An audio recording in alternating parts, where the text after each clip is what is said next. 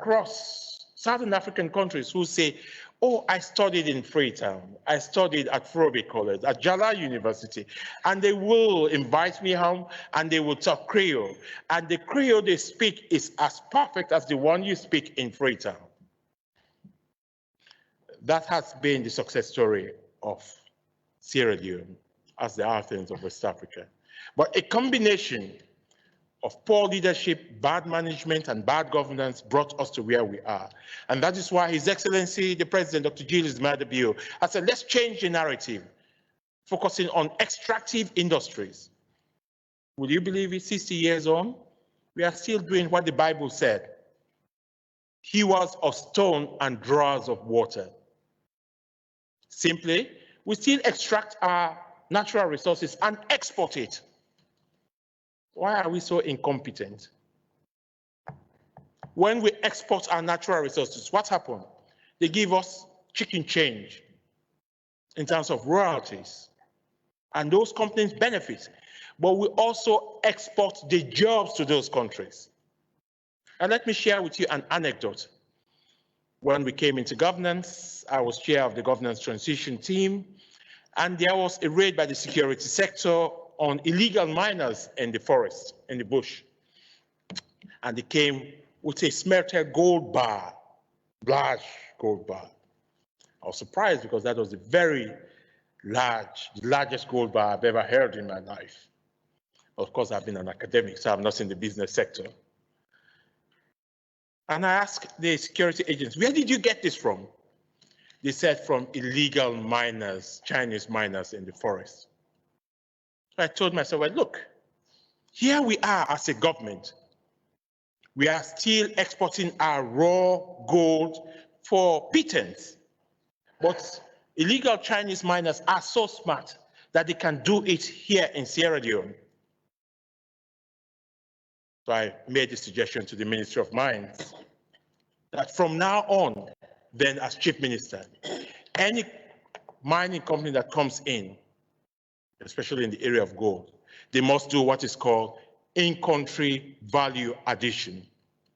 So for the first time in the history of this country, we started the process of smelting gold, creating gold billions by mining companies, so that they can be in the Bank of Sierra Leone, and the Bank of Sierra Leone can purchase it from these gold operators as foreign reserve. This is what leadership is all about. So I'm here today to share with you our perspectives.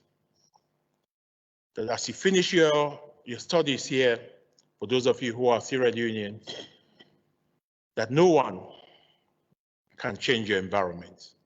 No one can change your country. No one can take you from one stage of development to the other, but yourself. It is our responsibility. And that is what Frantz Fanon once said, the Algerian French philosopher. Each generation must discover its mission, either fulfill it or betray it. Today is our generation. Your generation will be here. I'm very pleased to note that we have our ambassador here who studied in Russia. Today he is ambassador. Tomorrow, each and every one of you will be ambassadors in Russia or in other Class A cities. Today, each and every one of you will be foreign minister of your countries, or will be even chief minister of your, will even be presidents of your country. And please, when you do, don't forget to hire me as your consultant. And I'll be the one to state my price. But what I'm essentially saying, investment in human capital development is the greatest resource for every generation. So this is a generational struggle that you and I have been mandated. So on our part as a government, His Excellency the President is leading. I am the new foreign minister presenting a global face. So what we have done since coming into office is to shift our foreign policy and international relations and cooperation from a very narrow focus on economic cooperation to development diplomacy. Why development diplomacy? For those of you from Sierra Leone, you are familiar. The Constitution, Section 10 of the Constitution clearly states the foreign policy objectives of Sierra Leone. Section 10A states the promotion and protection of the national interest as a core value. So development, development, development is the national interest. So this new foreign policy shift from the narrow focus on economic diplomacy to development diplomacy is inclusive. Inclusive in the sense that it's a development blueprint derived from 3 key documents. 1, the manifesto commitment of the SLPP government. 2, the medium-term national development plan. 3, the flagship human capital development program. So it's a development blueprint. It's a blueprint that is designed to leave no one behind. In the manifesto commitment, it clearly states to create a ladder of opportunity for all Sierra Leoneans. So it doesn't matter what section of the country, whether you are a Fula, a Mende, Timini, Loko, Creole, Yalonka, it doesn't matter.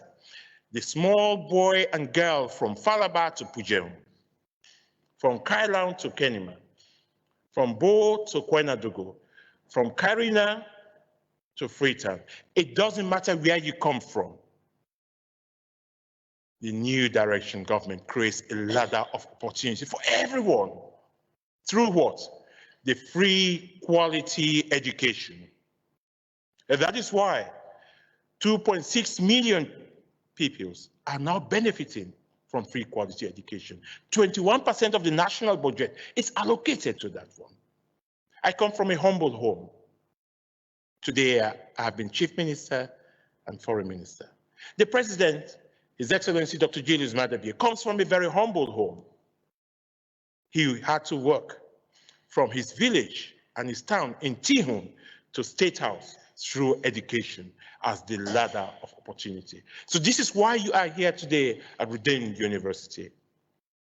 You are the future of Africa. You are the future of Sierra Leone. And I'm very pleased that I've had constructive dialogue with the leadership of Redeem University. And they have indicated that they are looking to increase in their scholarship provision. I understand currently there are 28 Sierra Leonean students here. And I look forward to seeing you this evening at the reception. You have an excellent ambassador. When you have an ambassador who is fluent in the language of the capital city, it's a blessing. He has engaged me even before arrival that your stipends have to be paid. And I was made to understand we engaged with the Ministry of Finance. I was made to understand that that should have been reflected in your bank statements today, Monday. I don't know whether that is the case, but be rest assured that I think the ambassador in his wisdom was trying to reduce the pressure on me. So he engaged with me earlier on, and we have facilitated that process, and thanks to the Ministry of Finance for making sure that your stipends are paid in time. We understand as students, it's difficult to operate in an environment without a regular stipend. We understand that. So the ambassador has been pushing that. I've had discussions with Redeem University leadership, and they are looking to also supporting our human capital development program in the area of the middle level labor force development in the agricultural sector, in the engineering sector, in the ICT sector, so that when students graduate from this university, they can incorporate themselves into the labor market and the knowledge-based economy. Because the typical challenge that we have in Sierra Leone today is that we are producing more and more graduates who cannot incorporate themselves into the labor market. They cannot find jobs, we cannot find jobs for them, and they expect government, the public sector, to provide jobs. And it's not the responsibility of government to provide jobs. Government is an enabler to capacitate the finding of government. So if that is the case, then I have been reminded by the ambassador that we have to move on. I look forward to meeting with you. I thought these words of inspiration will encourage you to do well in your studies and to come back to that point. Discover the world in one university. You are global citizens. You are the future of Africa. I want to encourage you to study well, take your work seriously, and work with the university leadership. And next year, we will engage all of you for the 60th anniversary of the Russian-Sierra Leone bilateral partnership. And I want to invite you all to come to Sierra Leone. Sierra Leone is the land of opportunities. I want to invite you all, each and every one who has participated here today. I want to invite you and be rest assured to participate in our program of what is called International Interns in the Ministry of Foreign Affairs and International Cooperation. When you finish, each one of you, each and every one of you, it doesn't matter which country you come from Africa, you can work as an intern in the Ministry of Foreign Affairs and International Cooperation. We look forward to signing a memorandum of agreement or understanding with Redeem University to facilitate that process through the participation and support of the ambassador. I thank you very much, and I look forward to engage with you. Thank you.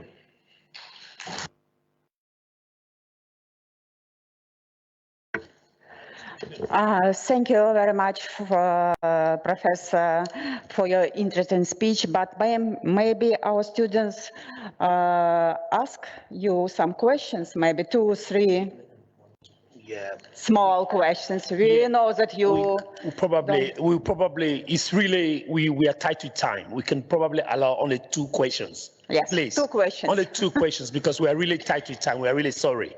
Who will be the first? Now, please. It's not actually a question. Now, here, on behalf of all the Sierra Leonean students here, I am the president of the Sierra Leonean student here in Ruden. And I'm together with my colleague here from the Student Union of Africans here in Ruden, also Martin. And we have also here with us students from other African countries. We would like to extend our gratitude to the minister and to his delegates who came here, and together with the ambassador. We are happy to see you here, and it's really a pleasure having you here with us. My first question is, since we've been having a 60-year celebration with Ruden, and we have a very strong history, it will be very great if we can extend like the scholarship, the student population, here in Ruden, not only in medicine, like in agriculture, in other fields like computer science. It will be very good. And I would like also to state this because it's a statement that if coming a wrong student and they said, you have to ask him, especially among medical students, because some of them find it challenging, especially in coming here, if it's possible for them to do it in English, since English is our first language. You can have to engage the university about that, and it will be of a great help. No, without much ado, I would like to extend my gratitude once again. Thank you for seeing us, and we're happy to see you here.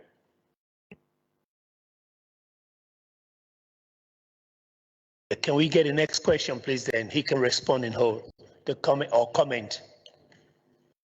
Next question or comment. Anyone? Dear students, you have got unique possibilities to ask questions, Minister of Foreign Affairs. Thank you very much for coming. Now, please. Dr. Francis, I'm happy to meet with you again. And Your Excellency, our ambassador, you are a very decent man. You have been so kind to some of us. We're from Sierra Leone, and the rest of the Africans who are here and the Russian entourage. We are happy to meet with you. All I have to say is this: you have been a great man to Dr. Francis. You serve as Chief Minister. I've met with you several times. I want you to continue to do what you promised to do, as you are saying, so that you can deliver more for our country.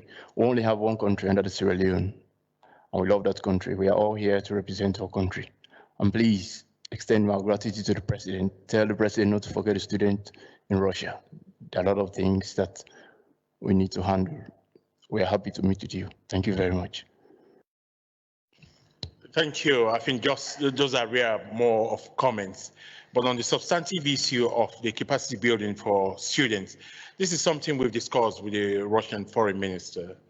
So we're looking forward to taking that forward and over and beyond the specialist areas of medicine to agriculture, engineering, etc., because those are critical capacity building deficits that we've identified for any country to develop. So that is very much on the table, and I will engage when I return with my colleague Minister of Technical and Higher Education to progress this. Be rest assured of our support. We will not forget the Sierra Leonean students and the African students here. It's our responsibility to create the inspiration for the next generation. From those from Freetown and Sierra Leone, Monokrishe and Cabo are happy for they are today. From those from East Africa, Hakuna Matata, Sijambo, Assalamu alaikum. Okay, I wish you all the best. Thank you. Thank you very much. Thank you, guys. Thank you very much. And then for the Sierra Leonean students and other foreign students, just wanted to remind you that the first African to have ever enrolled at Ruden was a Sierra Leonean. So we got a very great history in this university. And also in the presence of the foreign minister, I want to say we've received really high commendations of the performance of the Sierra Leonean students at Ruden. They are some of the best students at Ruden. We are really proud of you. Thank you very much. We'll see again. You know, I'm always available for you guys, so feel free. Thank you very much. See you. Bye. Thank you.